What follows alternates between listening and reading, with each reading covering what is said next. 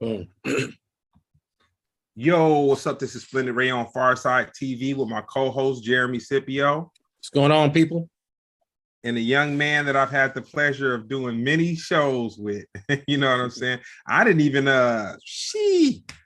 realize like how we really met. I just remember bits and pieces and fragments, and you kind of put it together. But Mr. Drum aficionado, Michael Bedard. Sorry about that. Thanks. Yeah, thank you for having me on.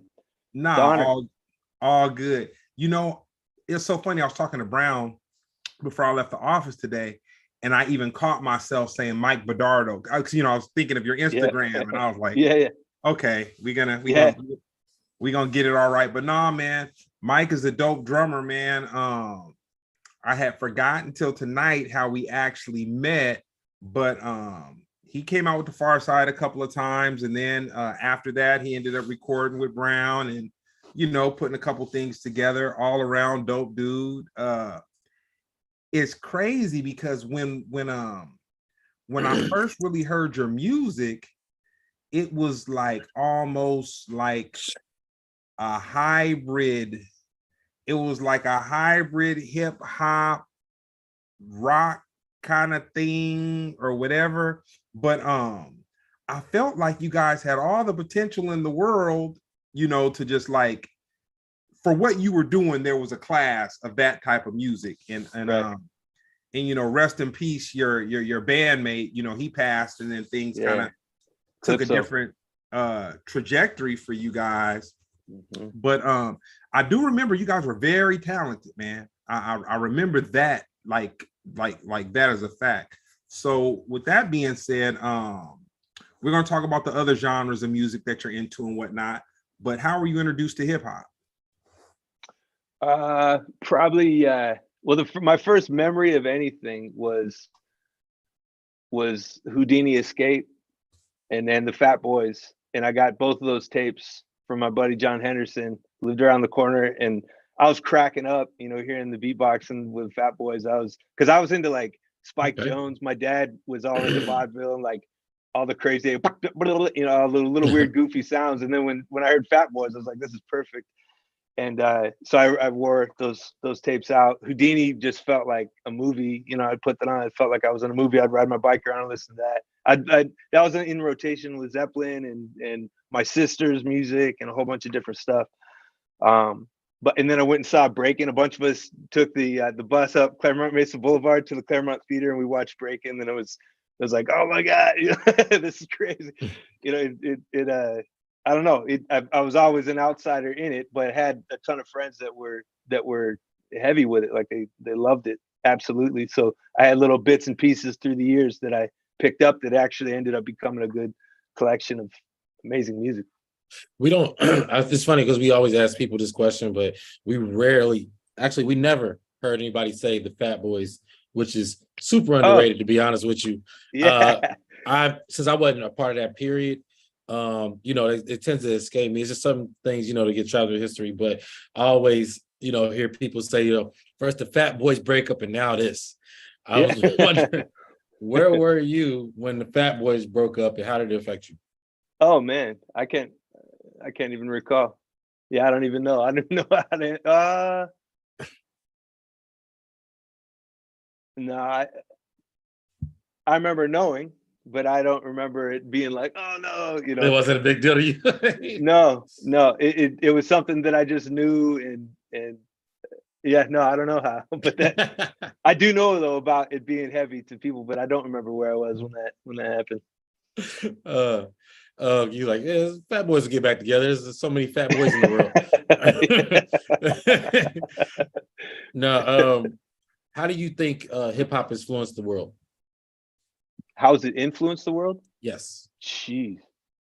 What era? You know, I mean, in the 90s, like I was in high school when 92 happened, when the riots happened, and I was in San Diego, but when that was happening in LA and the music was dead serious and people were tripping, and it was like it was like what Ozzy Osbourne was doing to kids' parents, you know, freaking them out. Now it was like NWA really freaking them out, and movies were a lot more open, it was like things were being said and there was more truth being told about what was going on socially than there was in, say, the 80s, when it was more you know, good times, and like, I don't know, maybe it kind of ran with what was, you know, that presidency and that, you know, with Reagan or what was going on in the 80s. Money.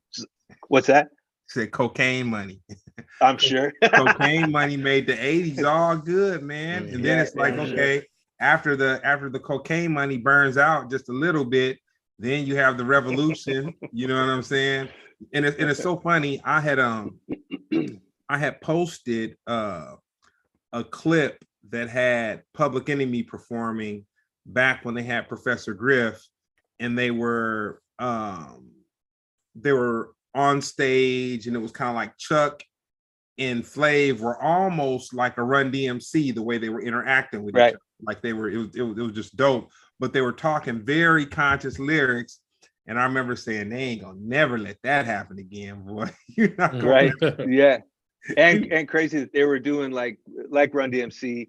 You know, they did like Living Colors album, their first album, Vivid. When they did that, and it was like Mick Jagger produced it, and it was Chuck D, you know, on a track with Flavor Flav, you know, doing the intro to songs. It was like even though this is rock, and even though Mick Jagger is producing it, we're still gonna, like, you know, drive this to these rock fans. You know, it was like the serious version again of what Run DMC made so fun, right? At that time. Hold on one sec. So Mick Jagger produced the Rock Band in Living Colors record? Yeah. He played harmonica on the song that Flavor Flav and Chuck D are on. Oh wow. No, that's and it's nasty. The band sounds incredible, and I mean, I still have that vinyl from the actual first vinyl that I bought. I still have that. I still piss my wife off playing it super loud. It's like that was real stuff. That was like, it was incredible. So as far as like hip hop influencing, it's like, what has it not influenced is the truth. You know, fashion, dance, you know, how conscious you are about what's going on. If you're gonna, you know, once, you know, keeping it real became a thing, and it was like, well, what does that even mean to a lot of people? Like, what does that even mean, keeping it real? And you had to learn what it meant by having someone keep it real.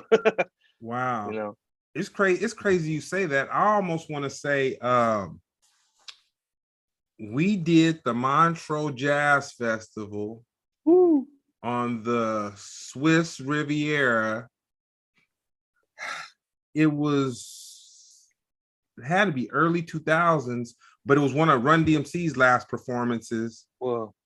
And I want to say that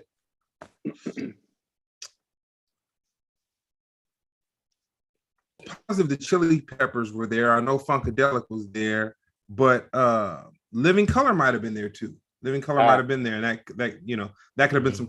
I don't think they performed together, but that could have been some kinship, you know, amongst themselves. Yeah. Yeah, Clinton and oh, sorry, go ahead. No, go ahead. Sorry. Oh, I was just thinking that, you know, the connection that everyone that I knew that liked rock when I was super young knew George Clinton through the Red Hots, because it was like the guy with the crazy hair, you know, that was just bringing out the spirit out of them, you know, and making them just go nuts. You know, being in San Diego and not being able to get to LA yet, you know, just being young, being like 8th, 9th grade. Like when I had Freaky Styley, I was in 9th grade. And I knew that was produced by George Clinton, and I knew that there was this Funkadelic thing, you know, but I didn't really know what it was. I had a few, actually, Jake's big brother, Zach, who was a super heavy drummer, like super, super heavy drummer that played with like Fred Wesley, and he was the drummer in the Grey Boy All-Stars. And he put me on, in fact, he's who told me when I'd go, man, the drumming on the Pharcyde record so good. The drumming on Freestyle Fellowship. He's like, no, that's JMD. He's like, yeah, I know him. You know, so there was all these, like, he put me on a lot of stuff, and he showed me kind of how to hit the drums. The sound quality that I have is from hearing him do live what he heard and grew up on listening to soul drummers doing. So that made its way into my playing still to this day. Absolutely. You know, it's like kind of the anchor of my playing. What's your favorite hip hop movie? You mentioned one earlier, but I want to know. Oh man, It's a different. Can it be a answer. comedy? Sure. Probably. What is it? What is it? The Wayans brothers. Let's see. Don't be a menace while drinking juice in the hood. Oh yeah, that counts. Right? Yeah, No, that- not that. It was this earlier. It's not hip hop comedy, but I'm gonna get you, sucker, just because there's so I'm many gonna. zingers in that. But it's not even a hip hop movie. But you know, it was in that Culturally. time. Same knuckleheads, and just so funny. And you know that, I guess, with like Arsenio Hall and obviously with the Wayans brothers, they also, this is another way that hip hop affected the world, is like they showed us how to be super funny, like crying funny, you know, like in skits and things like that. And I know that, you know, Eddie Murphy was doing it before that, and you know, with Saturday Night Live, but they were doing it differently. It was like, it was so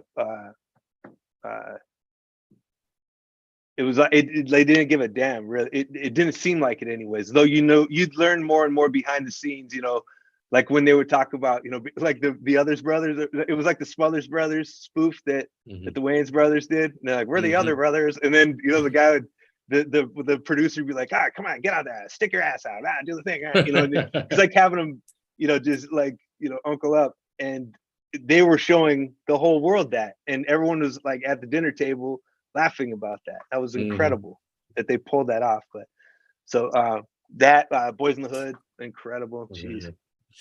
You know, I thought for sure you were gonna say Breaking, because you mentioned it earlier. I loved it. It's that's like that to me is almost like a Disney movie. You know what I mean? Like that movie is like learning, like later on learning, you know, who Crazy Legs was and Rock City Crew, and that, you know, that movement that came out of it, and then working with people with like California, that b-boy crew that won the b-boy summit. They would go over to the old business I was a part of. It was like this art collective, and they held a b-boy summit there, so I was there for that, and I was, you know, rocking drums through the thing. It was amazing, and they were schooling me on all these old breaks and different stuff, so it was all of that. Yeah, I guess breaking is like on a different, it's like even though it's super corny, it's like Scorsese corny. That's funny. Yeah, I'm gonna give you an assignment, man. Okay. Fat Boys. Woo. Disorderlies. You gotta go back and watch it. Okay. Yeah. Oh Yeah. man. Yeah. I didn't understand how funny it was, and it was like it was almost kind of like some cooning, but if you would have replaced them with white kids, I mean, it was just funny. It was the most slapstick stuff ever. But I think, yeah, if you're a Fat Boys fan, man, you definitely deserve to peep that. So I know that you live somewhere towards San Diego, but what city did you grow up in? I grew up in Claremont, but in San Diego, not the Claremont in LA. So Claremont is just smack in the middle of it's central San Diego. And now I lived in Costa Mesa for 17 years, and then I moved down to Carlsbad, where I live now. I'm about to now move back down to Claremont. So I'm about to come full circle. And then I work in El Cajon. I work in East San Diego. So I'm like right back in the center of the city that I grew up in. You keep moving south, man. Next thing you're gonna be like, well, you know, I'm living about 30 minutes past Tijuana, man. And that's where I am. Less. When was the first time you were introduced to playing music? Playing it. Well, my first memories, I guess, of playing it was I used to get tapes, and then we had these wooden spoons and that kind of stuff, and then we had bar stools, still the bar stools that are at my mom's house, but now they've been covered because I tore through that pleather multiple times playing on these things. I would set them up because you could lean them, and all the drummers that I liked, all their kit, like their toms, would go out in front of their face, you know, it'd be like down. So I would set them up and kind of lean them into each other, and then put on records or tapes and or the radio or whatever and play to it. But once I started hearing Metallica. So this would have been, gosh, maybe 87, I guess. Started hearing Metallica Ride the Lightning, and they had this beat that's like, and I was thinking he was doing it with his hands, you know, and to me it sounded like the same kind of beat as Wipeout, but it was like, wow, it was power. And I realized when my cousin told me, like, no, he's doing that with his feet, like, and he had this double kick. So that I started getting obsessed with that. And gosh, I had a paper route. I started Frankensteining this drum kit together with like a multicolored this, and you just buy piece by piece. And then my folks for Christmas got me this little, like a 4-drum little tinker kit from Music Mart in San Diego. And so that really started me. So that was I started collecting, or putting together the remnants of a kit in 8th grade. So that would have been, or no 7th. No, I got a snare drum before that. Okay, it went. So in between having a drum set and having those stools was my aunt sent out a snare drum that belonged to my cousin from Florida. So I come home from school one day after beating the crap out of the bar stools forever, and there's this snare drum. And it didn't have any heads on it. It didn't even have snares, but it was just 2 rims and the drum. I was freaking out. So I brought it over to Balboa Music. They slapped heads on it. They set it up for me. They gave me this little drum pad and sticks, and then it was on. So that was earlier. That was in gosh, that would have been 6th grade. And I was already like getting facility by that point. I guess before that, I took piano lessons. My mom put me in piano lessons when I was in like 2nd grade. She put me in piano lessons, and so I was playing little recitals. My teacher was like, whoa, like he's got ears and that. So that was before even the drums. So yeah, long freaking time ago. 48 now. So. I knew it had to be because that was going to be my next question, the transition. Because, for me, I've said it on the show a million times. I'll say it again because it's semi-relevant. But, I was in band and I played the trumpet. And the reason I chose the trumpet because it had 3 valves. And I was like, oh, man, it's going to be easy. It's only 3. When you can't see what you're doing because there's 3, but all this stuff inside. Your lip, you got to have a lip. It was so much to it. Yeah. So I was a little bit better than mediocre at best. But the reason I was going to ask you the question, because I was going to say, okay, banging on the pleather drum circle, in your parents' house and reading music is like 2 totally different things. But if you played the piano, you would at least been familiar with music, with reading music and whatnot to get you to, where you are today. It's really weird, man. It's like where you are. Because so go ahead. No. You. Oh, so sorry, the screen skipped for a second. Yeah. So before, like, I don't really remember. I definitely could read some stuff when I was very, very young doing those piano lessons, because I remember my teacher, who was also my 2nd grade teacher, who I was probably doing something musical in class, and she probably said to my mom, like, you should get him piano lessons or something, but she ended up teaching me. And she would tell my mom, like, whoa, like, he's got really good ears. He picks these things up really quick. And I still have these old songbooks that I had that are in the piano bench at my mom's house. And it's, you see the sticker, good job. So I was going through these songs. I remember having a version of Star Wars, and my buddy Brady, this is a kid, is still my best friend. I've known since I was 3 years old. And he had a version of Star Wars. And I thought my version of Star Wars, we were like having a Star Wars off with playing piano.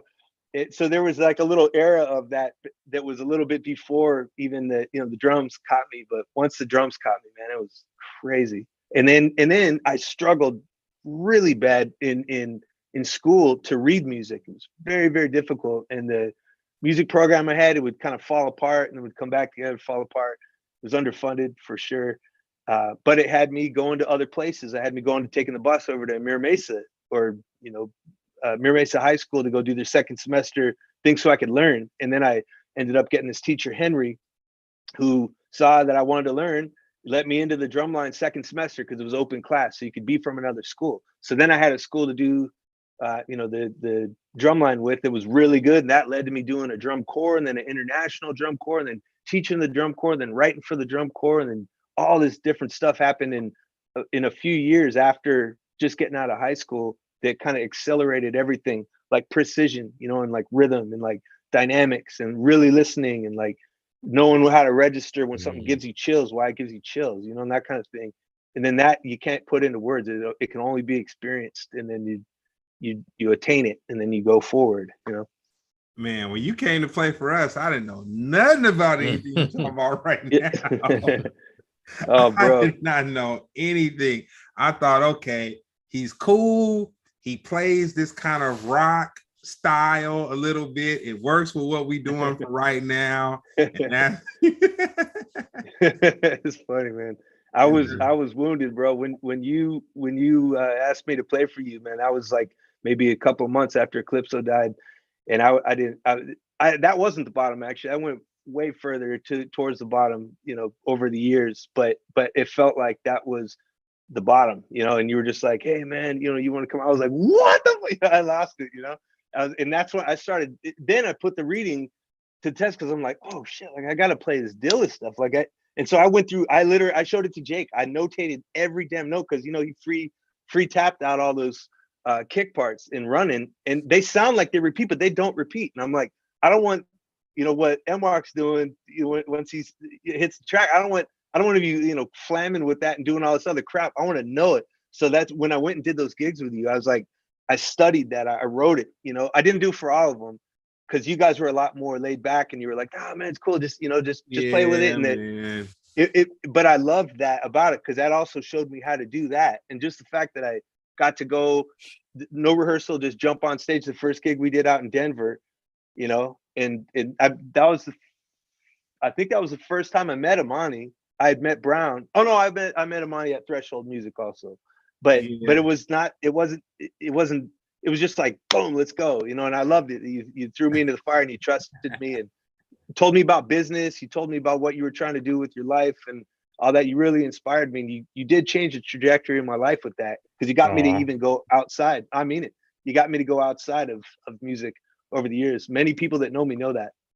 Oh wow, that's a big deal, man. I thought that I couldn't remember how we hooked up, but I know you had met Brown, and we needed a drummer, and I just and you know, through the years, whenever we would need band members, I would go on these frantic searches to dig up who could tap keys or play drums, and I would just hope that they were better than average. But it's funny, because I had never even heard you play the drums, but I got this thing that when I deal with people through conversation, I'm pretty good at reading through conversation. If somebody is like Jeremy's homeboy Ron, he Free Nationals, he played keys for us. I know Ron. Yeah, but he came from Brown's cousin Bert, who met him from church. You know what I'm saying? Right. But like Bert's killer, man. With Jeremy, I hadn't heard a joke. I just had a conversation with Jeremy at the warehouse. He had brought Ron to practice, and I knew that he was. I knew there was something to it, or off of a conversation, not a joke crack. But you know, though, you could tell. I hope so. Yeah, I think you could tell. But when you were in junior high school, what was the soundtrack going on? What was if you could make a playlist of your junior high school experience, what would it be? Well, I put my first record out when I was in 7th grade. I put my first vinyl with a punk band, kind of a hardcore band called Fun. It was Fully Unnecessary Noise. We put it out on Dump Gun Records, made 7-inch vinyls, a split vinyl with a band called Wheezing Maniac. So at that point, I started going, like I had been playing straight ahead jazz really early on, because an older musician that I knew was like, man, you got really good ears. And he knew that I liked listening to jazz. My dad liked jazz, you know, and there was a thing that was there that he saw, and he started schooling me on it, and then he started getting me gigs. And so I was like kind of playing jazz at the same time as I was playing in this hardcore band, and the hardcore band was starting to do really well. Like Jello Biafra, the singer from the Dead Kennedys, Yeah. you know, who started Alternative Tentacles, you know, writes us, is like, I love your record. You know, I want to press 800 of them and send you guys over to Poland. And my singer Bob is like, nah, man, our drummer's like 12 years old. So he kicks me out of the band. And then he writes Jello and was like, you sell out piece of shit, blah, blah, blah. And he like went off on him, you know, and then Jello, you know, came back with another letter. It's like, I really, really, you know, because that's kind of Jello style, right? It's like stick it to the man or whatever. And so there was, it had that kind of energy in it, enough to have someone of that level look at it. You know, like we were in Maximum Rock and Roll magazine. I was like 12 years old. I was literally slinging these things out of my backpack, 7-inch records, to kids at school, at my junior high, at Croc, junior high.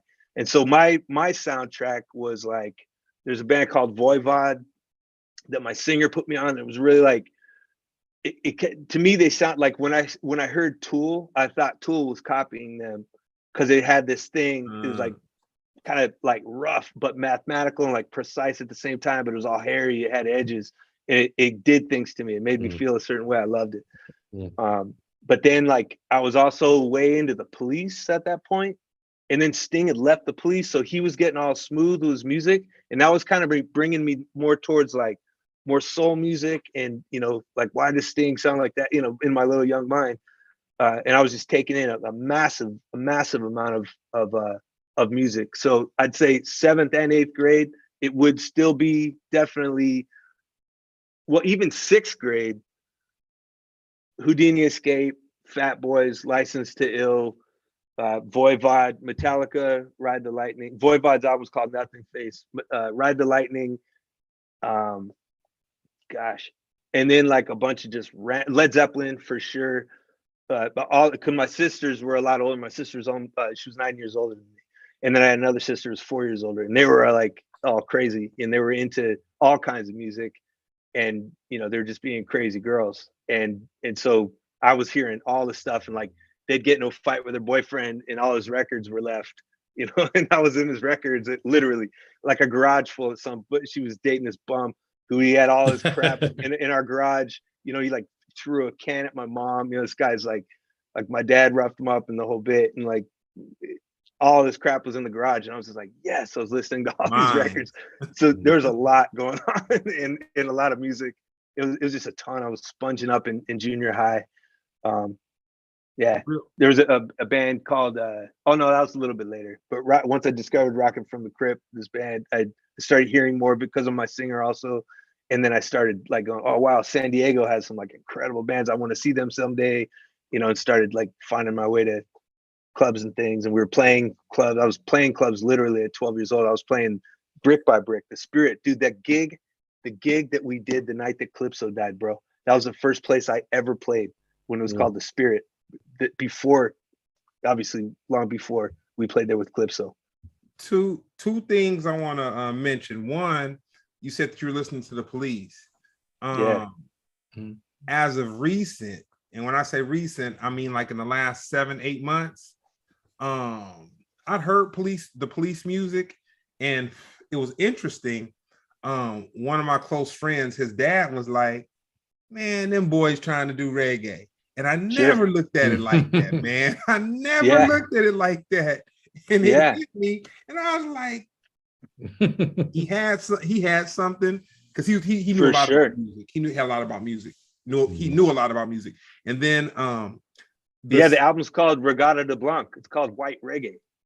The album's called, I mean, for real, you know, because you had the Clash that was they were doing that. They were mashing punk and reggae, right? The Clash was, but they were real about it, and they were getting all the legendary dub, you know, cats with them, and like it was a different thing. They were from that you know, piece of UK history where the Police was a different thing, where you had like a really rich government worker's son playing drums, American, super tall, kind of arrogant, and then he had this like really punchy, grew up poor Sting, you know, in a you know, crappy part of Northumberland or whatever, and then they came together. You know, they had their own little thing, but they were blatant about it, because everyone was kind of clowning them. And Sting was a huge jazz musician at that time. Like, he was playing in big bands, and like he was getting down with jazz, but reggae and that was like, they were kind of like the light version of the Clash to a lot of people.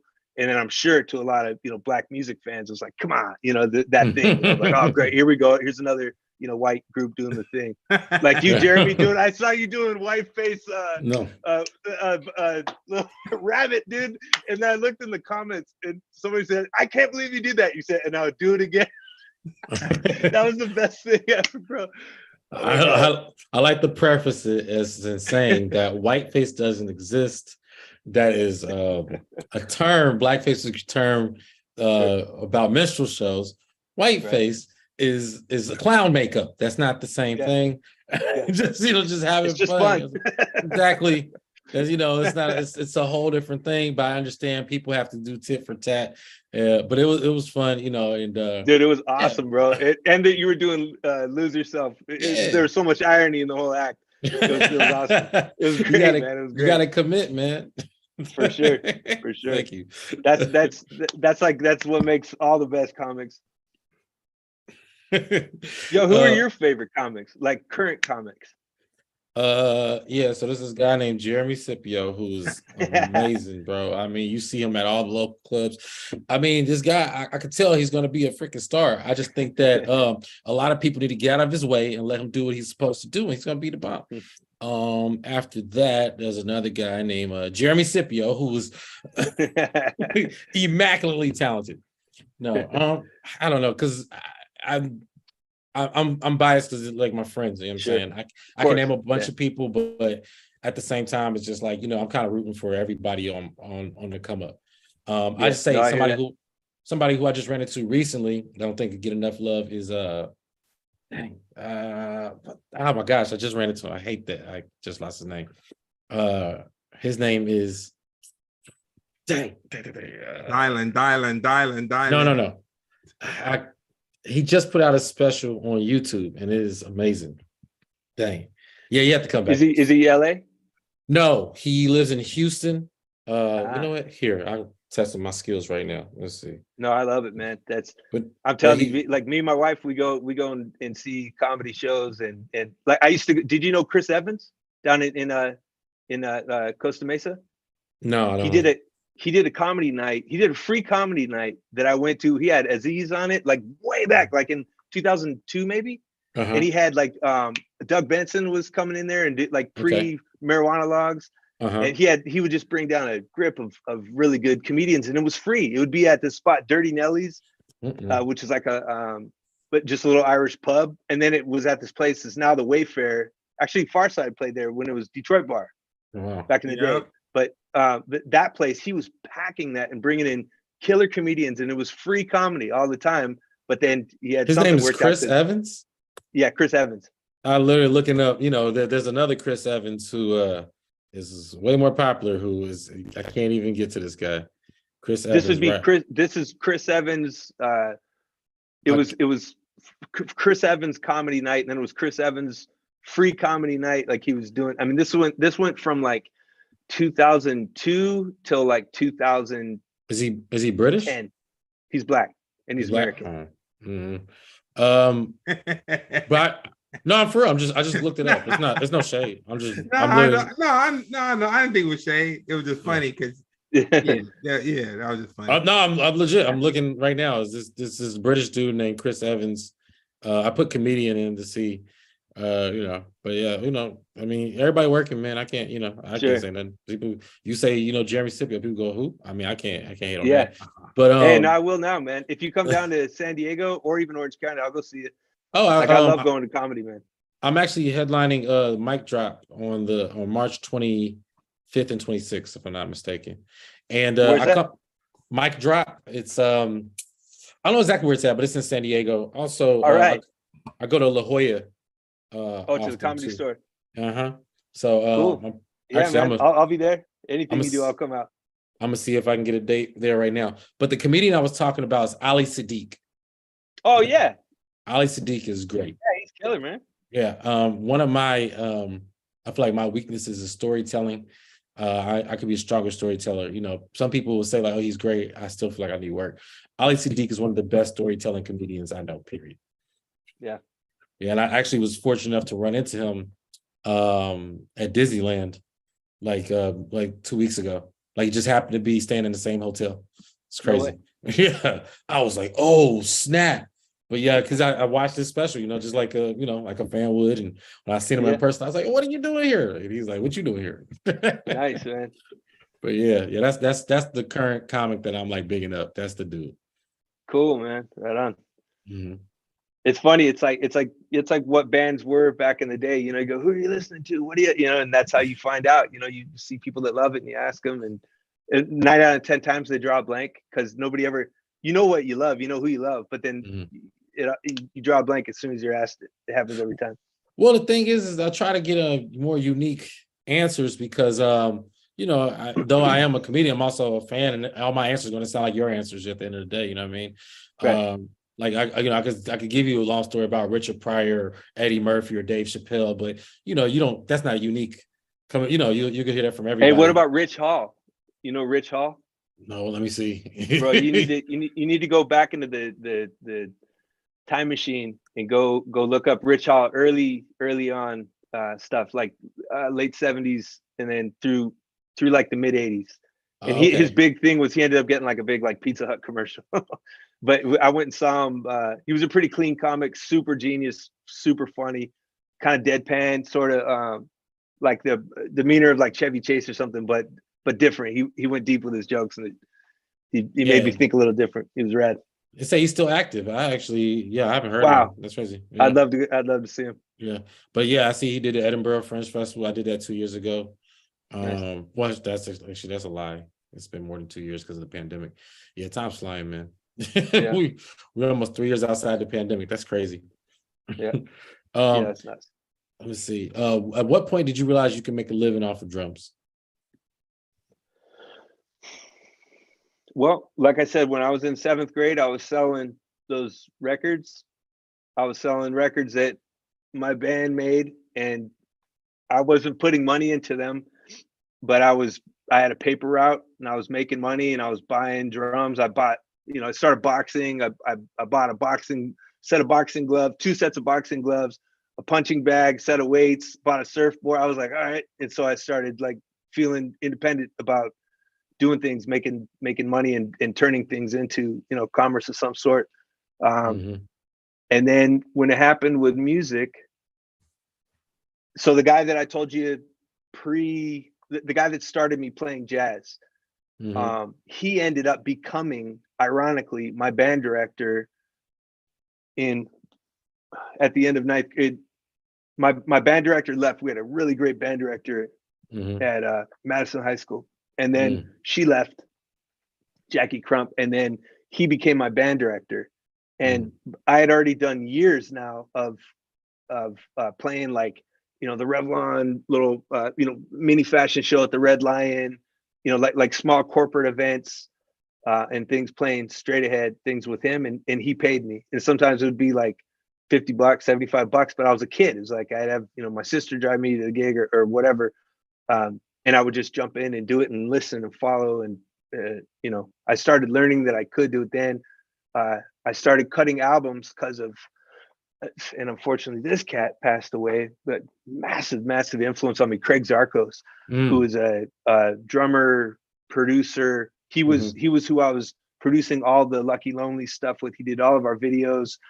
He was out like running Pro Tools with Janet on the Janet tour. And when the drummer got held at the border, he put his in-ears in and he went and he rocked the whole show. No rehearsal, no problem. Like top level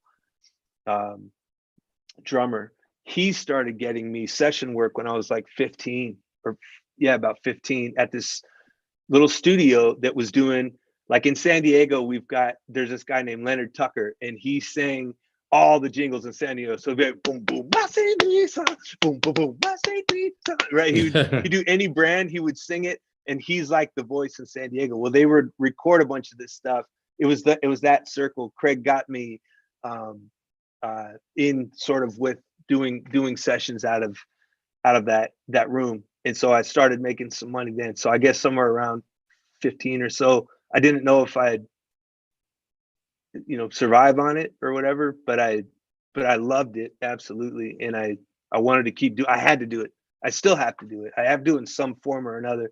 Like for my sanity, I have to do it. Mhm. So now I'm like not grinding in the same way that I was to do it, but now I have to do it. Like I did a gig at the freaking Hamburger Hut, my buddy Alex's restaurant that does like a knockoff version of In-N-Out, but with craft drinks on tap and things like that. And it's affordable, right? So it's like, yeah, let's put a band back there. So I go back there with my girl, Randa Downey. It's just drums, acoustic guitar, 2 mics, and we just entertain them for like, 4 hours or whatever, because I have to do it, I like it, must play. But the money, I can tell you more times I thought I wouldn't be able to make money in music than I could tell you I thought I would be able to by a long shot, That's real. Dang, that's it's interesting, man. I'm learning a lot about myself. I try to, as of late, I've been trying to observe myself from a distance.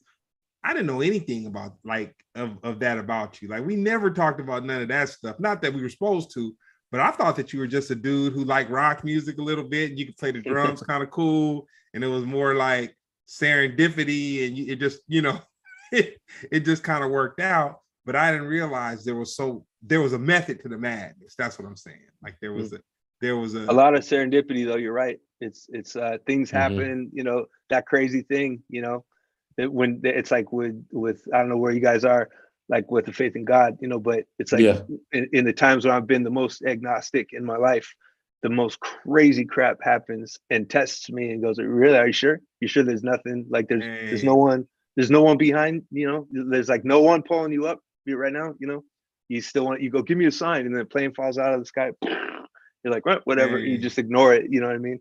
So I believe in that, in the serendipity, and I think that we, the way that we met in those times we met, and all the close calls, even with that before it's way out for sure.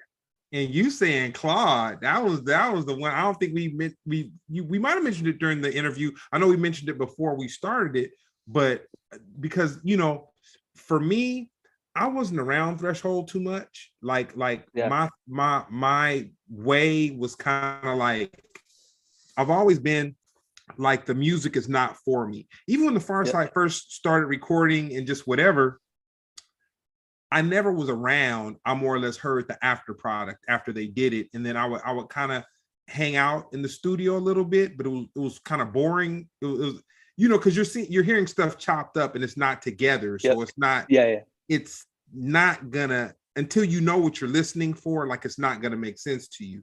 And so you still got that verse though. You still got the verse on the hustle. Oh yeah. You liked it enough to get a verse in. So I learned enough to trust the process. You know what I'm saying? And to say, okay, when they're, which I really didn't think about it until right now.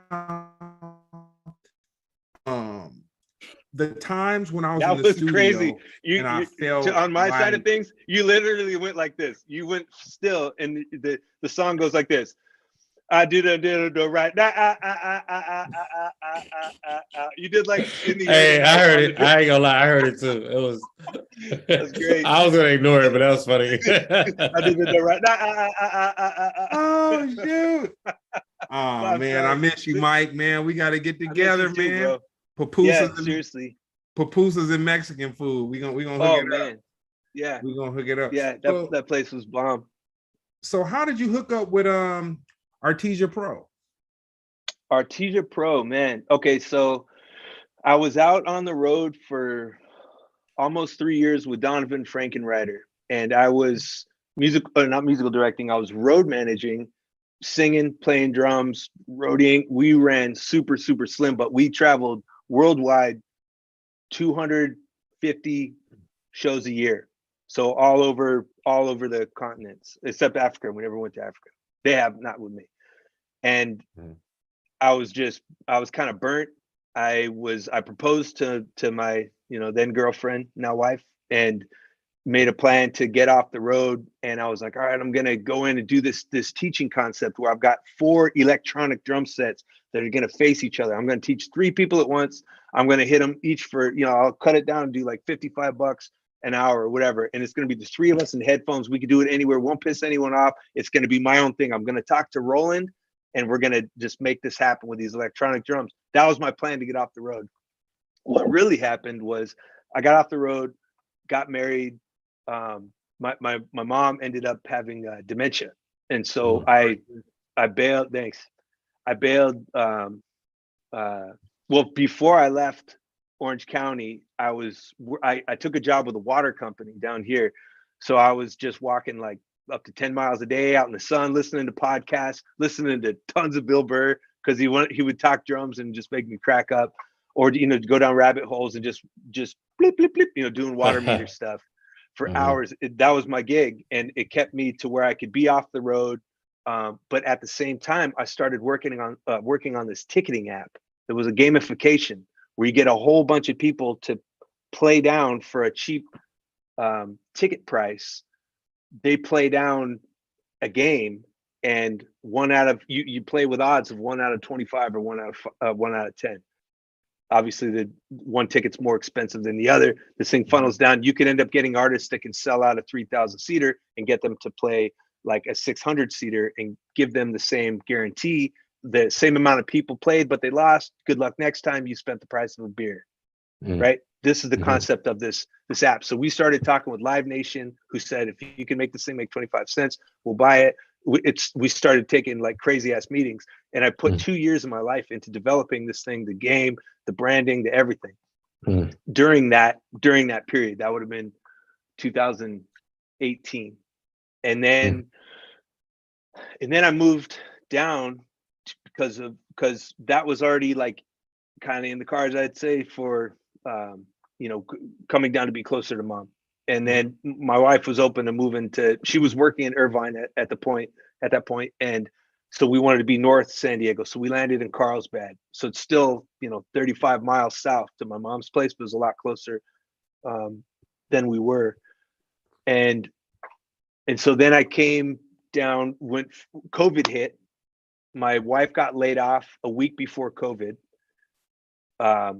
And so then I went full time so we could get on my benefits. I was just under full time doing the water thing before that. So I went full time and then just started cranking on that through COVID. I get a call to do an interview with Andy Zildjian, the CEO of Sabian Cymbals, to do an on-camera interview where he wanted to talk to me about career, you know, history, your pathway, all this stuff. I look in the corner and I see one of these. I don't know if you could see that white drum set over there. I saw like a little prototype version of it that that was like, it was super, super raw. And I was like, what is that? This is killer. And the guy that put it on, his name's Florentino Buenaventure. He ended up going, dude, you did really good on the camera. We want to have you come back and do another interview. And I was like, what is that? He's like, oh, that's his company, F-Note. It's brand new. It's just a prototype. And I was like, dude, if you ever need anything with this, like help shooting videos, any kind of stuff like that. So one thing led to another. I ended up interviewing on camera with Jordan Rudis from Dream Theater, the keyboardist from Dream Theater. Went really well. He was playing some of this company, Artesia Pro, that I'm in the building right now. It was like one more part of my foot in the door. And then NAMM was coming up and they're like, hey, you know, I started shooting videos for them. And then it was like, you're doing really good repping it. You know, do you want to maybe try NAMM? We're going to get a full line of drums. I was like, wow, even though there was a full line of drums. So NAMM, I start and we were kind of like the story of 2020 NAMM. And then like a couple of weeks later after NAMM, COVID hit. So then it was like, okay, I got my job at the water company. I'm sorry what happened, blah, blah, blah. July of 2020, the CEO reached out through Florentino and asked me if I wanted to come and do it, because I was always willing. I was like, anything you guys want. If you want ears and hands, you know, on boots on the ground kind of thing going on, I'll test these things. I had these kits at my house, prototypes. I was doing product development, and then that really turned into product development.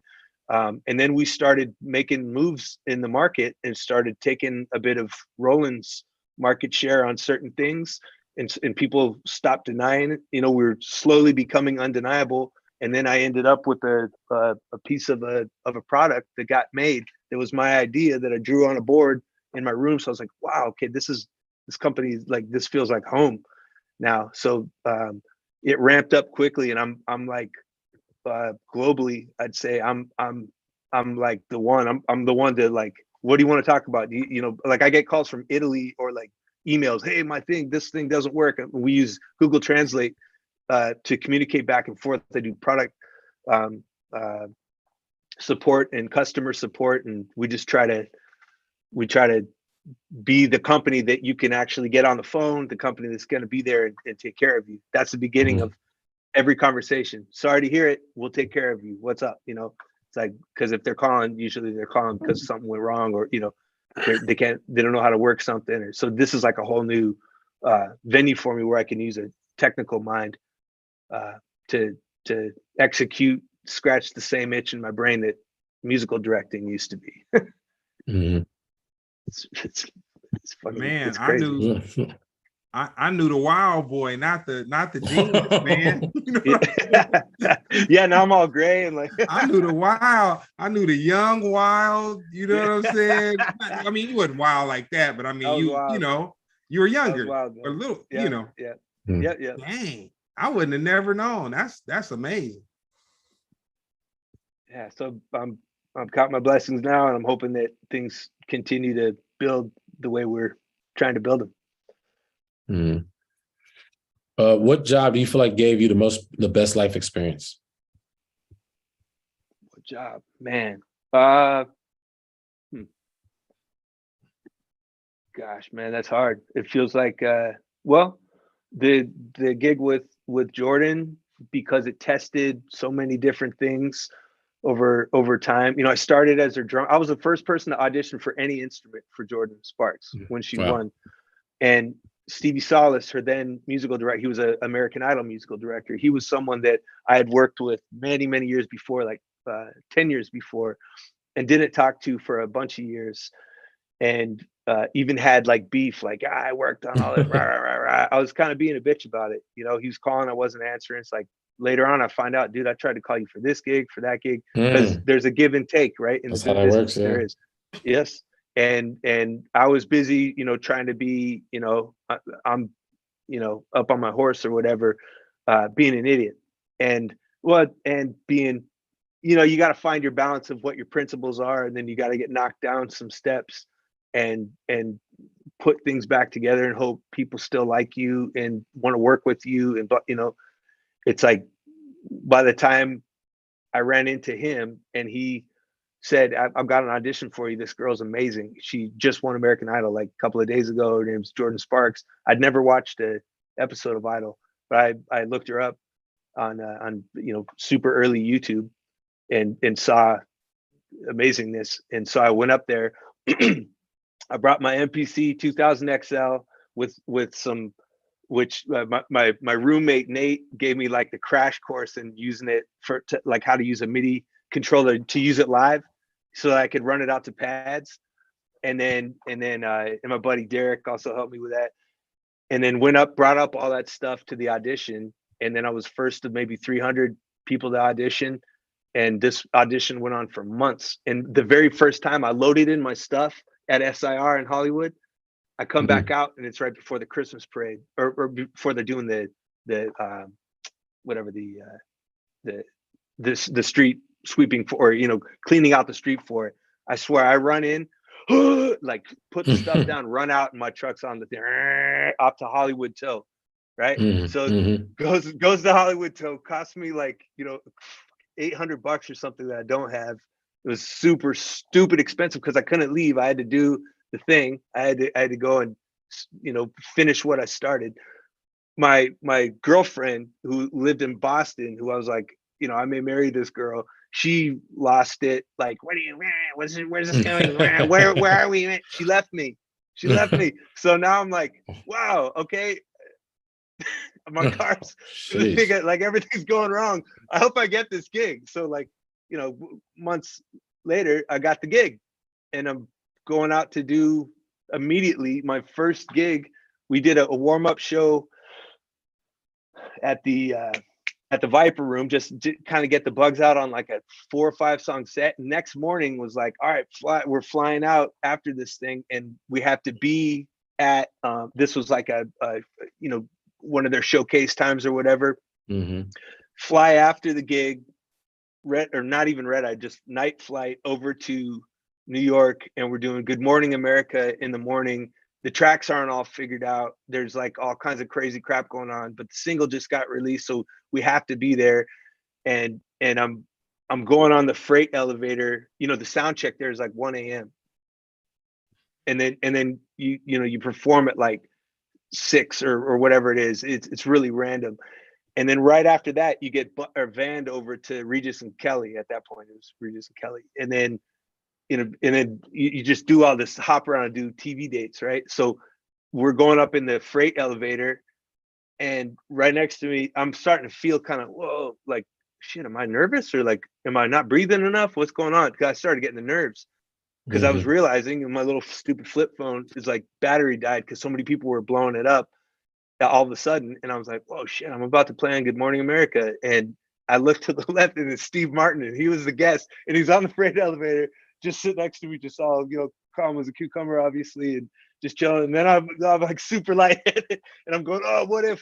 So that stress of not having really, it was kind of ragtag the way it was put together for that first performance, and then having to do it, and then it going really well, then going back, playing the ball drop, playing fouling, having Captain Kirk from the Roots, sit in, because our guitarist Jinju, who now plays with DNCE and the Jonas Brothers, she's the girl in there. She wasn't allowed to play on Fallon because her visa thing from Korea, her visa thing something was wrong with it. So they're like, nope, the union, she can't play. So Captain Kirk comes in. I go into Questlove's office with him and Kirk, and it's like, okay, how's the song going? I'm like, well, it goes like this. He learns it like 2 seconds, goes out, does a sound check, and then we go out and do the show, and he just absolutely rocks the hell out of the song. And then I go and I meet the greatest musician I think I've ever met. It's Colin Smith, the singer in New York. Colin Smith. Do you know Colin? No, plays up on top of the. He's up on top of the Comedy Cellar. He plays in the house band. It's a place called Olive Tree. Of course, Dude, he'll rip there, and it'll be like, you'll see a video of him and John Mayer, and everyone's like, oh, he shits all over John Mayer, and he's just an incredible musician. He came and sang at my wedding. He's come out multiple times from New York. This is like my guy. Like, I love him. So all these things happened in that gig, and then all of a sudden, woof, we all get fired. Nobody hears about it. She had a change in management, and all of a sudden she was managed by Jonas. The Jonas Brothers' father, Kevin Jonas, is her manager. First thing he does, these guys are, we're all out, and I get a call to do an audition for Jordan Sparks, and then it's like, no drug use, no road drama, it's like this list of shit. I'm like, wait, what is going? So I call Barry Squire, who's the band builder in LA, he puts everyone's band together. I go, Barry, what's going on with this? And I had auditioned for other bands as a singer for him. He didn't even know me as a drummer yet. It's crazy, because he wasn't following the beginning of that thing when it happened. He wasn't part of those auditions. And so he's like, wow, I told him what happened. I said, dude, we all got let go. We're supposed to play on American Idol on Thursday, and we just didn't get called. All of a sudden I see Jordan playing her new single with the Idol band, from home. And I'm like, this is crazy. Like even when the money went away for a while, I was there. When the management went away, I was there. There. It's like when her dad, Felipe Sparks, when that dude puts a little, 10 years in the NFL, puts like, I trust you in you. And he goes, thank you for looking out for my baby girl, and it's like, when I'm in a gig like that, and then you get let go, that's a test. It's a big one. So everyone in the band's like, fuck you. And they didn't go back. Me and Scotty Granger, Danny Granger from the Pacers' little brother, who's one of the most talented kids I've ever met. We were the only guys that went back and auditioned. By the end of that audition, I was like telling the bass player, no, man, that's a D. You're playing, you're like doing faces and shit. You're playing the wrong note, and then other people were coming in, and I was running the band when I came back, and Jonas didn't know that I was the drummer yet. They didn't know that I was the drummer that they fired, and I did the entire audition. So eventually the sound guy is like, dude, this was her drummer. Like this guy, he sings with her every single night, all over the world. Yeah. Like this guy knows the music. Why is he, And so they go, oh, so they put Jordan up on like this, like I think it was Skype in those days.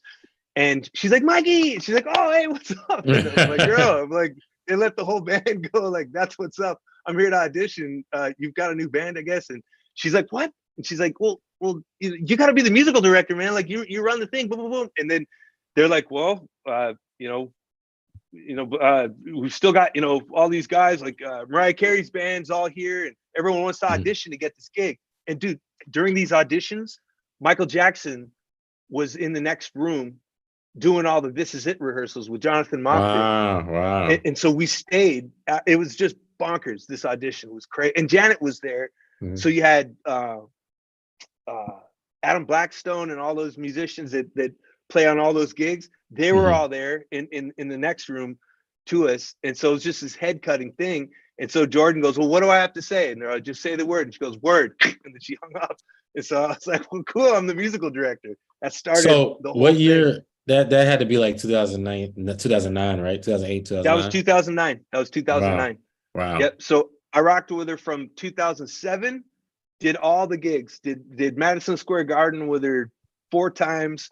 We did the Alicia Keys As I Am tour to Neo, did a bunch of heavy, like full arenas or stadiums every night for, a year and a half. And then poof, up in smoke. Just knew that like all of a sudden her mom was managing her. And then it was like, okay, so we'll do this. We'll do this event. Okay, we're all here. Let's go. We'll rehearse at this little studio. It was like, what's going on? But everyone was still there because it was like a family vibe. So, when you said you got fired and then you end up getting the other job or whatever, you kind of scared me because I know, at least I don't know the ins and outs, but I do know Joe Willis. You know Joe? Oh man, Joe is my guy, dude. Joe is on the board of that ticketing app that I was talking about. Yeah, Joe, I met him years ago, and we keep light in touch with each other. So when you said like her manager let it go, I was thinking let you go. I was thinking like, no, this is different. Okay, let me tell you the chronology of Joe. So I get to my audition, right, and I meet Joe the day that I auditioned, and I also meet Kikai Mingus, who was her big manager's wife. This is the daughter of Charles Mingus, the famous jazz bass player who was super political. He's pre-hip hop, like he said it all, like before all of it. And I meet his daughter at the audition. We have this killer connection. She's rad. I meet Joe Willis. I'm like, wow, this guy's so cool. He's like, man, play 777-9311. And Jared Harris, the drummer he was the leader of Slapback and an amazing drummer. He just jumped right up and did it, and he's playing bass. So this is like a very strong band. And Joe was like all positivity into this thing. And then it kind of peeled, and her manager, Sterling, was her main manager. And then Joe was out of the picture for like years. And then she stayed with Sterling. She eventually left Sterling, had her mom, Jody, was momager for a while and kept the water in the thing. And then all of a sudden Jonas happened and we didn't even know. So we went from like, okay, we just rode off the fat of the cap. And now we're just like, okay, we're going to do a Super Bowl event, but you're going to be sleeping in a bunk bed of some kid's room, somewhere. And you're literally going to be hanging out with NFL players, like buying cars for, Rady, Children's Hospital, like things like this. And you're just going to be like back to some random house. Is that kind of gig? And you're like, all right, let's go. I'm in. That's how it was. And then phone didn't ring. It was like 2 weeks. Phone didn't ring. And it was like, hey, we better rehearse. It's been a minute. We've been off the road for a little bit. Like, let's rehearse. There's a lot of cues. There's a lot of stuff in the show. Nothing. And then all of a sudden Thursday, Idol Day comes up, and it's like, what the fuck? And turn it on. And now I'm gonna watch Idol. And she's there doing her move and like doing the song. So that's and then all of a sudden I get this call from Barry Squire to, hey, I want to know if you wanted to do an audition for American Idol winner Jordan Sparks. I was like, hold on. So and then so when she left Jonas Enterprises, which I was very happy for her, and I'm still happy for them, and I love them. I love tons of people in that camp. But when she did that, first thing she did was she called me. She goes, "Dude, I'm back with Joe Willis," and I was like, "Ah!" And then it was like, okay, she's gonna diversify. He's gonna exploit her strengths, like this massive personality she has. She should be on Dancing with the Stars. She should be hosting the Today Show. She should be on all these different things, So he saw it, and plus we love to talk just music all day and just geek out. And like, I love Joe Willis. Joe Willis is one of the coolest. Okay, so that job is my absolute best when I can recall that much, and that's like the surface. But that job went for many years of ups and downs, and I love everyone that's in the camp, but Joe Willis especially. Yeah, longest answer ever. No, man. I mean, that's like I said. Honestly, that's more refreshing than because I was thinking like maybe I shouldn't bring this up. Oh man, I thought she's gonna be like Joe Lewis, like no, he fired me, F him. No, then, dude. as you tell the story, I was let like, me got tell better you, and man. better. Joe Willis, his thing is he goes, watch. He goes, hey, I'm gonna do watch. After says, hey, I'm gonna do the check it out. I'm gonna do it. He goes, watch. And then like a week goes by, and then he hits you with a text, and you open it, it's all watch. Joe is like the funniest dude. Yeah, I forgot which music video I worked on. But it was Jordan Sparks, whatever, and that's how I met Joe. And we always just kept in touch with each other. I wish I could remember off the top of my head. Somewhere in the desert, that's all I know. Man, reach out to him, man. Oh, that was Right Here, Right Now, where she's in that black dress. Yeah. Oh right? Man, were you there? Yeah. No, but I like when she did all the Honda shows and all that stuff. It's on YouTube. Yeah. I'm playing on all that. What? Okay, yeah, you know your stuff. You just did it just like that. I was there. I put those arrangements together. Okay, let's go. Okay, dude, call Joe. That's all I'm saying. Anybody that knows Joe, call him. Yeah, I actually hit him. Like I said, I just was glad that it wasn't a messy. Because I don't be trying to cause mess. I be trying to bond people. Like when you telling the story, I was like, so what year was this? Oh yeah, no. You said Michael Jackson. Oh, that's got to be 2009. Right.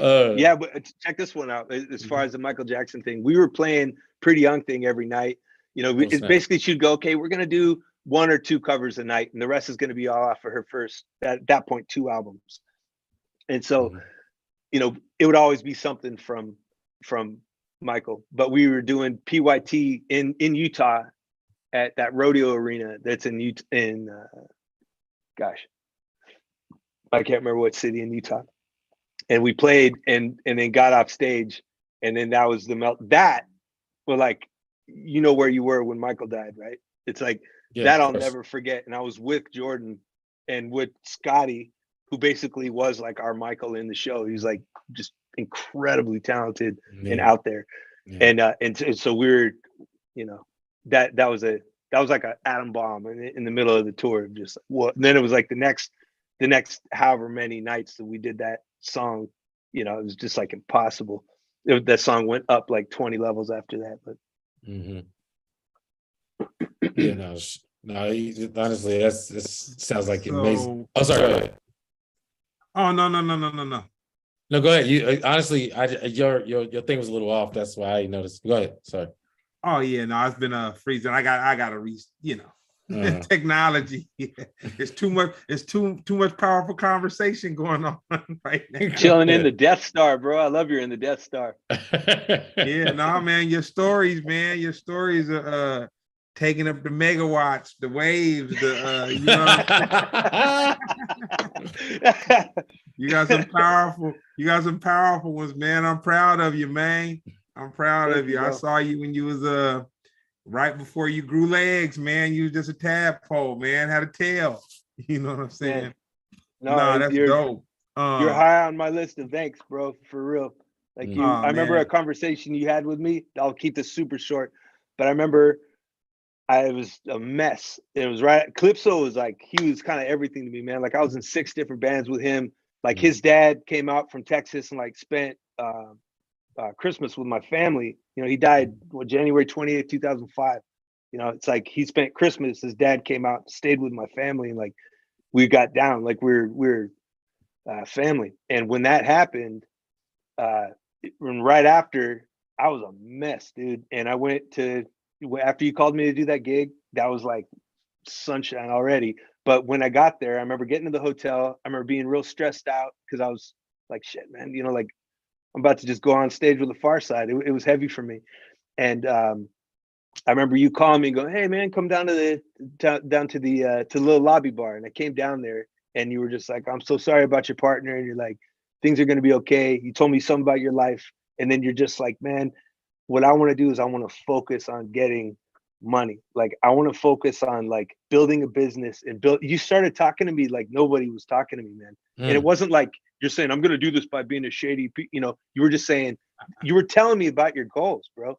And you were like, you're talking about, you know, we're going to build a recording studio. We're, you know, like I knew about the printing thing because I was with Evocal and we had the print thing going as well. And I was just like, wow, this guy's like big picture, you know. And then when the idea, when you're like, hey, you know, Computer J can't come to this gig, can you get a keyboard? So I'm like, I think Randy Nobu Ricard, dude. You're like, yes. It's always been a yes from you. And every time you've said yes, it's been a success, dude. And it's because people, you know, their hearts were like, wow, this guy said yes. Here, I'm in. Let's go. And that's a diffusing value that you have that a lot of people don't have. You take people off the defensive or off their like not believing in their own thing. And you did that with me, you know, because I was, like I said, dude, I was a mess when I came into that gig. And you really got me to diversify and think about things bigger. And I did. You know, that's kind of one of my defense mechanisms. It's like, it is. It's like, regardless how crazy life gets, and it's definitely to my detriment because I've received a lot of positive stuff from it, but I focus on getting bread and just keeping it together, like regardless of how. That don't sound like no detriment to me. Well, it is. You know what I mean? You can't. Like, who needs to hear that, right? Everybody. Give me your detriments. I need all of that right now. Shower me. But you gotta deal with how you feel a little bit. You know what I'm saying? It can't be all about the bread. It needs to be all about the bread. Yeah. It's funny because it's like when you say it, it sounds like it's some shallow crap, but it's like no, because then if you want to talk about why I'm getting the bread, you know, then you get into the depth of it, and then it's like, wow, okay. Because what did I do when I, you know, went through crazy crap in my life multiple times? I'd either start drinking a bunch, you know, or I'd start defusing. I get lost in some chick, lose myself, you know. It's like I didn't focus and go, no, stack, or no, you know, like develop an idea or do something of substance. You know, you did show me that, you know. Oh no, that's dope. Yeah, you know, I've just I've gone through some things that could have been catastrophic, you know what I'm saying, in my life. And I kind of look at it like I'm definitely not the sharpest tool in the shed. And I kind of look at it like, well, man, if I could figure a way to not capsize, maybe one of the things I was meant to do is just communicate with people that might be on the brink of that, and then I'll share my story with them, and then, you know, maybe they'll get something out of it, you know, maybe they won't. I definitely don't do it from a place of trying to preach to people, but I just do it from a place of like, man, I know how it is to just feel like, man, you know, like man, what just happened? Like, man, can it be this crazy? But I'll say this, and then I'll progress. A close friend's father said to me, he said, and this is cold, man. I kind of thought he was not a horrible person, but maybe he had a horrible outlook on the world. No, to say this, because I was very green. And, you know, I've always tried to be extra optimistic, but he said, whenever you think you've seen the craziest thing, it's some 5 times crazier waiting around the corner. Yeah. I'll tell you a version of that. My dad told me, I remember first car I had, we got damaged, and I was like, I kept trying to fix it, trying to put money into it. And he goes, man, if this is the most money you ever lose in your life, you are already ahead. And and it took me hearing that, because I definitely lost way more money than that. Yeah. I made that and spent that in a day. But at the time, you couldn't tell me that. It was like, no, don't let this go. He's like, man, this is just how money works. So yeah. Yeah, man. we skipped a couple, but I'm gonna add this in as a statement instead of a question. But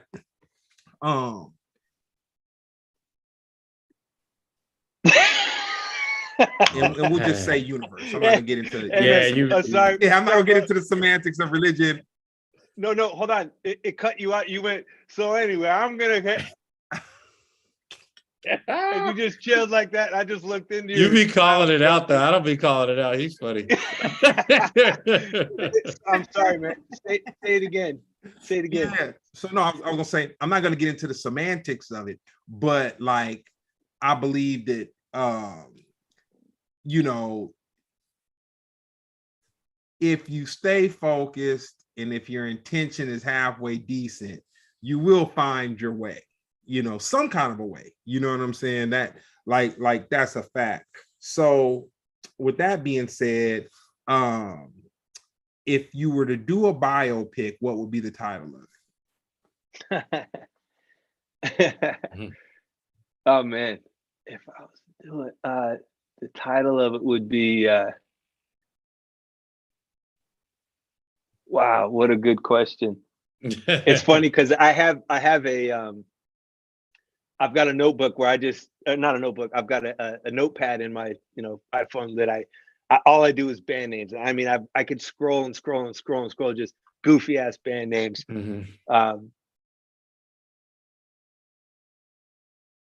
Woo! Okay, well, here's one on the heavy side, and this is probably a horrible name, but the first, that band that I was in, Fun, we changed the name. Bob Thompson was a singer. We changed the name to Thompson's Disease, and his Thompson's disease was like, his dad was a factory worker, drank. A lot of the songs were about, his big brother was beating the shit out of him. His dad's this, that, there's a lot of angst in this music. And so Thompson's disease, he was saying like, I'm cursed, I'm a Thompson. So that was the band name after it was FUN, after he told Jello be off for the F-bomb. He did a tape. We did a tape and he drew the tape, the cassette cover for it. And it was a tombstone and it said someone, and it said sometime to sometime. And then it said, he tried. And all the grass under his just chills like that. That's the one on the deep end. And very punk rock. Very punk rock. Someone, sometime to sometime, and then he tries, just he tried. So maybe he tried. I don't even know. That's like on some other trip. That's because I'm feeling that. But there is still something there because there's a lot of darkness as well. And if I was to do a biopic, but I'd want it to be something more fun. I feel like I've spent a lot more time laughing and roasting and being a knucklehead than I have in the dark. So I'd say, man.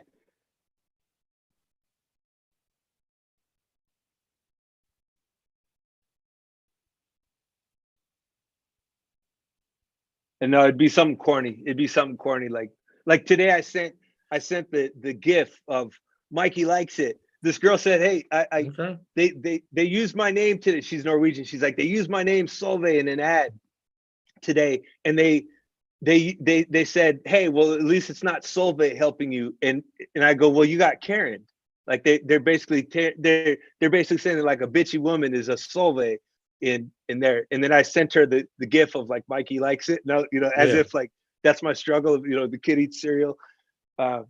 God, I don't know. It'd be something along that. There's so much, huh?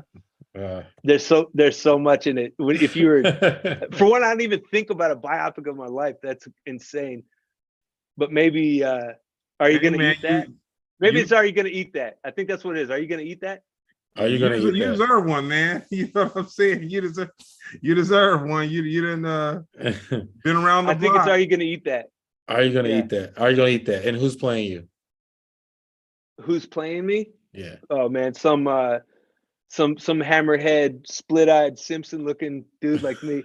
I took a photo once when we were on MTV. We did TRL with Jordan, and I took a picture with the MTV mic, and I realized that my eyes like go out a little bit. And my girl, do you know Yuri? You know Yuri that was in Weapon of Choice? You were Spanky. She goes by Spanky Valentine. You know her, Smoosh? No, but I've seen her. Yeah, so she goes, "You look just like Will I Am," and then she doubled up a picture of Will I Am and me, and I swear both of our eyes look exactly the same. Like look at like off, like neither one was looking dead into the camera.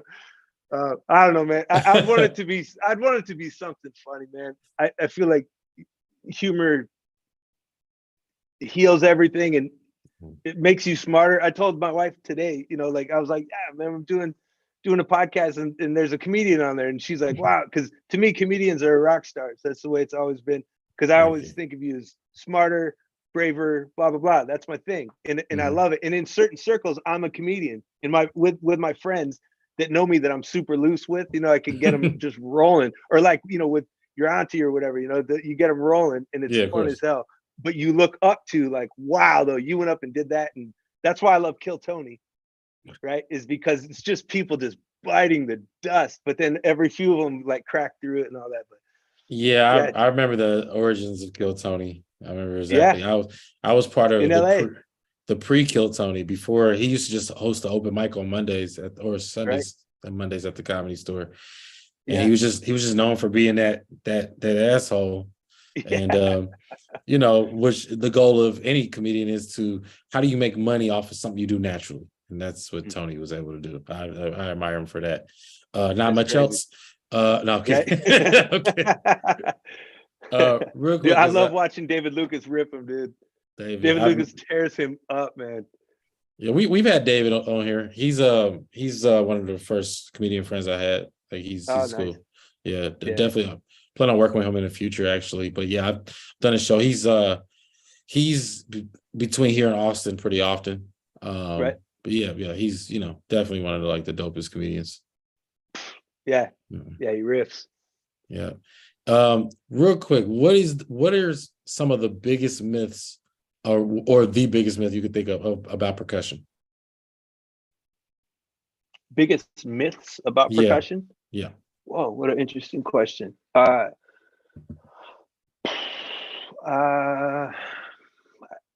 It's either going to be something about talent. This isn't anything, I guess, but talent versus work. Mm-hmm. If talent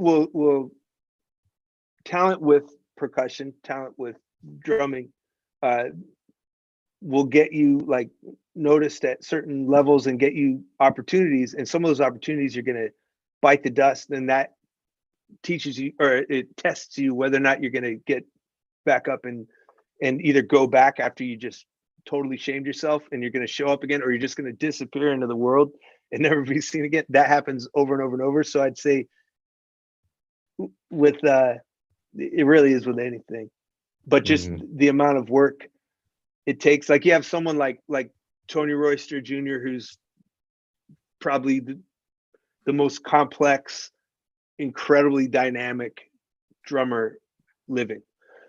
And when he was, what put him on the map was a Zildjian Day thing he did where he was 10 years old, and Miles Davis drummer Tony Williams just passed away, and he comes walking up and his dad walks him up and he's like, "Hi, now I'm going to play a drum solo for you, and I'd like to dedicate it to the late great Tony Williams." And everyone's like, "Oh, how cute."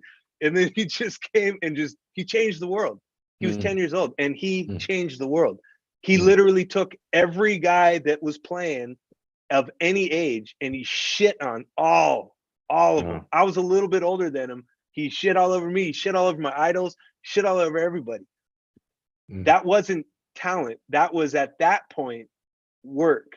Or another drummer named Elon Rubin, who's now the drummer in 9 Inch Nails. I have an autographed picture of him because I was in Fun, F-U-N. He was a band F-O-N, Freak of Nature, and he was 11. And I saw him right around the corner from where I'm at now at the El Cajon Performing Arts Center playing with that band. And everyone's like, "Dude, you got to see this drummer." So I go and see him and I'm like, holy crap. I'm like, that's the only guy that's got a shot at Tony Royster Jr. as far as like that incredible level of things. It's just apples and oranges. But when I went up and talked to his dad, I was like, Tony Royster. He's like, yeah, he's like nipping at his, pant leg or what, his dad was about it. And then I was like, That's not it. Because you just want them to be, you know, like work and love it. And so it's almost like, I feel like you can't, okay, here's maybe a myth or a concept. I don't think you can be good at drums without loving drums. I think you need to love, like you can hear and feel love on drums. You can hear and feel someone that loves James Gadsden. You hear him play and you see him and you see that he's barely even moving, and he's making this massive thing. He's a freaking magician. By the way, Jake is one of his favorite drummers. He loves Jake. Anything Jake puts up, he's like, oh, Jake, boom, boom, boom. Like, he loves him. Everyone loves Jake. I'm glad you said that. Chuck Boogie is real cool with him too. Oh yeah, nice. Yeah, man, that dude is old, man. He is old. Yeah. He did things, man, that he did things that only he did, and just had so much style. And you know, it was love. Like, you have to really love it in order to do it. I'd say all this stuff is universal. I guess that's just like doing anything great. But yeah, that's a, I don't know what, for example, what is a myth of drums, or is anyone coming to your mind? Myth or trivia? I say for me, I was kind of thinking like a lot of people don't know that like piano is a percussion instrument. You know what I'm saying? Yeah. You know, it's like a unknown thing. You know, it's like like people don't really understand. Like even it absolutely is.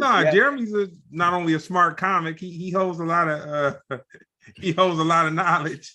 Good one, you know. Yeah, but a lot of people don't consider, they don't realize it, but you just look at the surface of it, but what actually is happening is there's a hammer hitting a string. You know what I mean? And that's percussion. Exactly. That's it's funny too. It's like the piano is right, and the piano was an evolution of the harpsichord, and the harpsichord it plays the same, but it's not percussion because it plucks, right? So it's like a pizzicato thing. And then the piano, what they call it, the piano, because you can play piano. You can play the full from forte down to piano. So they used to call it a forte piano. That's bonkers. Yeah, man. I just watched dang, I'm telling too much. You know, Halle Bailey. She's the girl that plays she playing the Little Mermaid in the new Little Mermaid movie. Okay. Yeah, man. She's like Beyonce's artist and stuff, but she's a really good harp player. And I have seen her play harp. Yeah, I had no idea. It was just weird watching her just, you know, go from like to see a modern day artist or actress playing a harp. But man. To do something that's so like such a historical and like refined and like there's only one way to do it kind of thing. And then you're just like, okay, how did this happen? It's like super random. That anyone young is playing like a harp is crazy to me because it's a gigantic instrument that's like it has to be stuck in a trailer basically and brought wherever it goes. Yep, exactly what happened. That's crazy. So we about to wind him down, man. This was a good one, boy. I miss my partner, man. And like I said, Mexican food and pupusas in the very near future. Woo, love it. You know what I'm saying?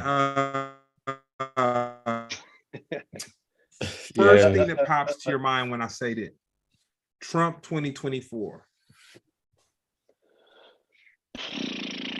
Let me think. I think about it. I think about it. I think DeSantis is gonna resonate with people more because he's putting his principles out there and he's not puffing up on them. Abrasive. Although he's what's that? Less abrasive And more you can actually chew on what he's giving you to chew on. Like when he talks about things, other than all the sound bites of him being, you know, some reporter goes at him and then he pops up, and that's the thing everyone's watching. But when you C-SPAN watch rather than like CNN or Fox watch, when you watch things in full, that's one thing I learned I learned that during the Trump presidency. When all this COVID shit was going on, I'm like, oh my God, like my mom, I was wiping down the groceries to bring to her. She's losing her memory and I got to go shop for her and then go and bleach down everything and put on her doorstep and run away and hope that she doesn't catch anything. When all that stuff was going on, I was watching all those crazy press conferences in whole, and then I was watching all these news networks cut that up and make these narratives. And I was like, whoa, this all of it's lies. Like, it is all lies. Like, Fox is lying their ass off, CNN's lying their ass off, CSNBC's lying their ass off. And then I was like, the only thing I can do now is take all my free time, because now it's life or death, right? Can't have toilet paper. Like, you know, it's like, it's just crazy. You're going to get, if the cops catch you and you, like, I'm going up into people's houses, man, with an N95 on. You know, it's like, I've had a collapsed lung with pneumonia in it, and I grew up with asthma and shit. And I'm wearing an N95, same. going up up into people's houses, and like, you know, like being all in it. And then, so I get home, I'm like, whoa, did I just bring COVID home to my wife? You know? And so that I'd sit there and turn it on. And eventually I was just looking at my phone all the time, right? Watching a full press conference, you know? So all that being said, I don't think Trump's star is, I think there's so much blur and muddy water. I think we're in such a 1984 reality with reality is what you make it. And if you like this, the Google algorithm is going to make you just see nothing but that. So I try to click on and comment on all kinds of crap. I try to have enough things go through to where I'm still getting fed. I still want to see it. I still want to see the things that, you know, I agree with at this point, and then things that I disagree with, because I know that my mind may flip. Do I think he'll be the president? No. I don't think, I don't think as far as Republican, I think if there was going to be, it's going to be DeSantis. And Kanye West. If it's, what's that? Kanye West. Oh yeah, of course. No, go ahead. People relate. DeSantis. And okay, then, cool. and then as far as Democrats, man, I don't see anyone. They had Tulsi Gabbard. I loved what she was talking about. But and then she eventually, it's like, what she's talking about sounds more like she's a conservative. Eventually, you know, but it's like, this is one that went to war and did the thing, you know, so she's now not even running as a Democrat if she runs, and she might not. So I don't know. Maybe Trump is president again. If he does, I hope the gas goes back down. I hope all those things that did happen when he was there, I hope they happen. I hope people stop freaking the hell out and like burning cities down. I hope people stop rushing the freaking White House or rushing the White House first, because that happened. Remember that? Remember when we were setting shit on fire in the White House? Yeah. Remember that shit? Oh man. And then that disappeared. Good times. And then it's like, oh, the Capitol, and then that thing runs on and on and on, right? So it's like, what's going on? Why we burned down cities? I watched it.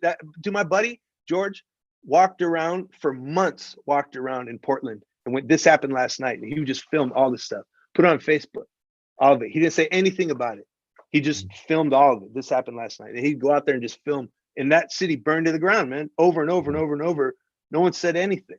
So there's just some real weird, heavy stuff going on. It feels pretty reset-ish to me. I don't know. What do you guys think? Oh man, I feel like I need a drink, man. You know what I'm saying? Mike. You know, I think anybody who's running up against Trump will have to fight the concept of what is a Trump supporter. You know, because he was able to mobilize you know, middle America, not even just middle America, because I travel a lot. And, you know, man, 20, 30 miles outside of any city is you're going to find that rural area that identify with what he was talking about. It's not necessarily a political thing as much as people want to make it. It's an identity thing. And he made these people feel seen. So whoever is going to run, especially as a Republican, they have to replace that concept. I think that if they, because, you know, people, I wish people were more in depth, and you seem very insightful, but most people are not. Most people treat it like it's a football game, and they're voting for a team that, you know, makes sense to them. So they don't care what's said as long as it identifies with them. So whoever it is, Kanye West is actually I joke about it, but there's a lot of people identify with this man. You know what I'm saying? Yes. But Yeah. there's also other people too. Whoever's running, Trump still got that stronghold on that concept. Whoever's running, that's what they got to compete with. If they can't compete with that, they're literally just relying on the powers that be to cheat for them. I know, and right, and so this is what was going on, like when it was Biden Trump, right? Yeah. It's like everyone's like, here we go, we got this, let's go, and it's like, oh, and then it's like rules change. It's like, oh no, we're gonna do mail-ins. That's never before been done, the way that it's done. I'm saying, and so all of a sudden, well, that changes everything. Yeah, exactly, that changes everything. Yeah. So that's that's what they call, moving the goal. It's absolutely, both sides are doing it. It's crazy. Absolutely. And I don't even want to come off as a political analyst or even an expert in a sense of, I just say that I understand that I trust no process of the voting, period. These are independent companies. These are independent companies that are hiring independent companies to take care of government stuff. So there's no way to fully track any of that stuff and keep it reputable without months passing. You need days, screw that. Months have to pass in order to get accurate. Of course, they can get it, assumed. Well, in-person voting used to be almost immediate though. That thing is to let something go on for that long and to have like things ending up in the trash, but it's not that many, so it's not a big deal. It's like, no, that's a big deal. It's like people are literally throwing away like votes and that's heavy, man. So I can't trust it, but will I participate? Yes, of course. I mean, that's it's just like giving a homeless person a dollar of recycling. You do it so you think you get a higher spot in heaven, and you just hope that the process over time you're doing a good deed. But I just say that I knew Trump knew. I feel like the powers that be used Trump to get a lot of things done. A lot of monopolies have been born since he was president. And the moment they feel like they didn't need him anymore, you see what happened to him. So, but we'll see if he's president again, then they needed him to do other things, But there's so many monopolies that's been born of that. Like, whatever stronghold, whatever struggles that were going, to me, it's a lot of like, even during the pandemic, you got to see like, these major companies make so much money and mom and pops die. The Pfizer thing, like $80 billion Pfizer, like in the black, that's absolutely crazy. But so if the conversation is Trump, that's kind of like asking what's McDonald's going to do without Ronald McDonald? It's like they're going to keep making burgers, bro. They've been making burgers this whole time. Ronald McDonald is not Ray Kroc. And that's I'll tell you, as far as like our fuel and like this like global green movement and that is crazy to me. The more that I more than pay attention to it, the more that I do try to study it, because I want to know. I don't want to be obsessed with it, but I do want to study it, and I do want to see what's going to come out in the wash with it. And that is nuts to me. Like literally the day that Biden got into office and shut down our oil thing that Trump was building up the entire time he was in there and thought he was going to continue, or whatever the story was written, was that he would continue doing that. And it was like, we're independent energy wise. That's why all those jobs out in the sticks, that's what the hell those jobs are, so that, and then like this whole coast versus the middle thing is crazy. It's crazy because there's no media in the middle. The media is all on the coast. Yeah. And the media's got all the money, and the coast's got all the money. And then all the like hard working stuff is going on in the middle. And it's really heavy, man. It's heavy. It's almost like we need a couple fat earthquakes to make a new coast. No, I'm just might be on to something, man. We'll see. I think Bill Burr, he said it, and so did Louis C.K. probably. But yeah, it's man. I'll tell you, it's good to actually be able to talk about it a little bit, because I do think about it, though I know I'm talking my ass off. I appreciate it. No, man, not at all, man. This was a good one. I'm gonna hit you with the last one. And yeah, man, I needed some of this realness that you're kicking. You know what I'm saying? How do you see social progression in the next 2 years? Social progression, like social media or social what? No, just period, as far as like, I guess people getting back to what they called quote unquote normal. See a lot of scar tissue, but you know, people have scar tissue and they move. Okay, education, that's going to take a few years to really show what happened during COVID with our kids. That's not good.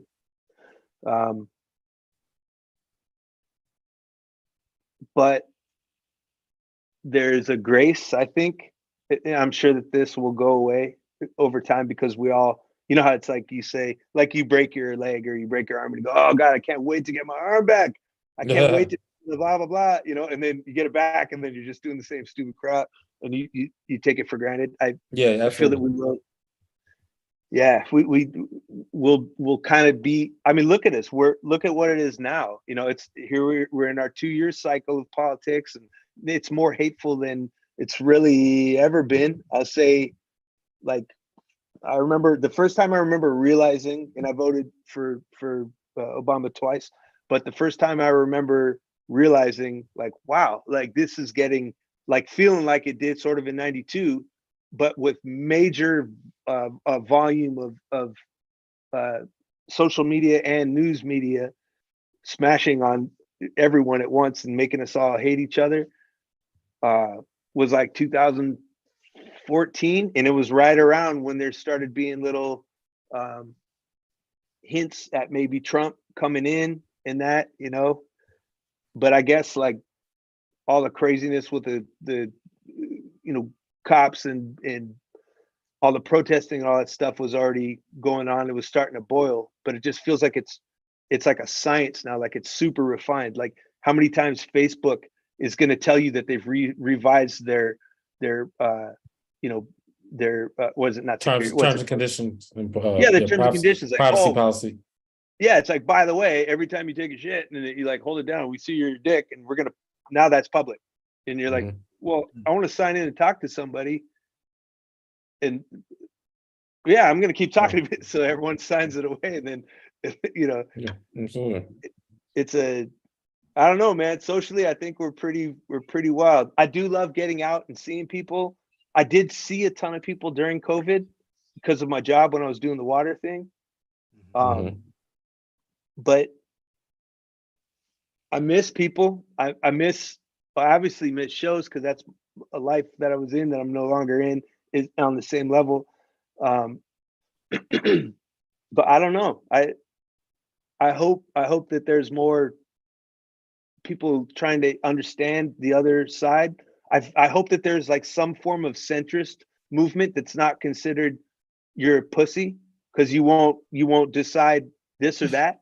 I think that's the most idiotic thing you could ever. I think that's what's going to create, like, death. That's what's going to create us taking the floor out on our opposition, because our opposition is just someone that disagrees with you. That should not be that way. Yeah, it's crazy, and you know. So I don't know.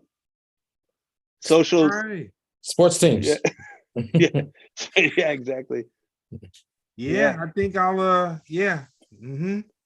So yeah, man, Mike gave us a whole bunch of sunshine, and then he gave us that other part. You know what I'm saying? Hey, these are facts. Yeah, he gave us that other part. Well, no, man, this has been a. Oh, you want to give your social media and any shout outs, Mike? Nah, I don't know. I'm just sure. I think it's, well, my Instagram is Bedardio, and I think my Facebook is either M Bedardio or it's Michael Bedard. But I'm not really hustling a lot of social media. But for F Note, which is EFNOTE, it's one word. There's a Facebook group that's been growing. And that's if you're interested in checking out what we're doing technologically, you know, with these drums, or, you know, it's kind of gaining its own little social thing. To your question, your earlier question, it feels like a cool little place where you can kind of like converse or whatever. And then nah, everything else is just work or talking to people in real life, and or being around friends and family. Hey man, that sounds like a something on the sunnier side of the universe, man. You know what I'm saying? Yeah, I do like that. Little bright. What's up with you, Jeremy? You got any shows coming up? Anything going on? I do have shows coming up, but the only one that matters is January 13th through the 15th. I'll be in Memphis, Tennessee. You can catch me at Growlers. I'll be headlining. If you want me to keep doing comedy, please join me there or send your nearest relative there. If I do not sell this out, I will stop doing comedy for the rest of my life. You think I'm joking? You'll find out if you don't come. Thank you. Yes. Yeah, dude. Yeah, we gotta make sure Jeremy, man. We gotta make sure Jeremy does this, man. Yeah, sell it out. Anyway, that's it. Yep. Jeremy Comedy on Instagram. Hey, what was the one that you said March 26th at the mic drop? Is that at the mic drop? That's definite too. March 25th and 26th. Yeah. Okay, I'm coming to that. Thank you. Absolutely. Yeah. But if you really, really want to come to Memphis, Tennessee, January 13th to the 15th. That'd be great. But anyway, yeah, I appreciate you. Actually, I do have some friends in Memphis. I'll put the word out. I'll put the word out. Thank you. So, well, now it's been another episode of Splendid Radio on Pharcyde